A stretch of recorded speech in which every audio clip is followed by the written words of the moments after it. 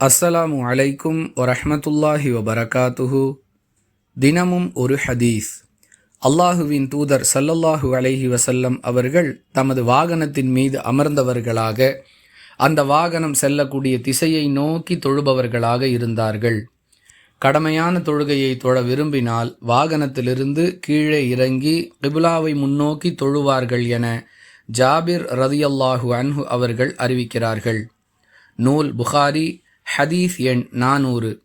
அன்பிற்குரிய அல்லாஹுவின் நல்லடியார்களே, ஒருவர் வாகனத்தில் பயணம் செய்து கொண்டிருக்கும் பொழுது தொழ விரும்பினால் அந்த வாகனம் செல்லக்கூடிய திசையை நோக்கி தொழுது கொள்ளலாம் என்பதை ரசூலுல்லாஹி ஸல்லல்லாஹு அலைஹி வஸல்லம் அவர்களுடைய இந்த நடவடிக்கை நமக்கு எடுத்துச் சொல்லுகிறது.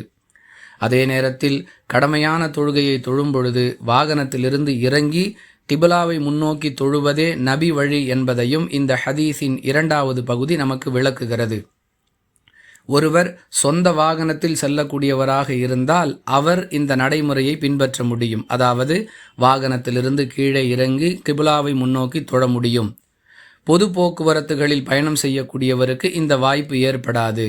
அதாவது பேருந்துகள், ரயில் வண்டிகள் போன்ற பலரும் இணைந்து பயணம் செய்யக்கூடிய பொது போக்குவரத்து பயணங்களில் ஈடுபடக்கூடியவருக்கு இந்த வாய்ப்பு கிடைக்காது.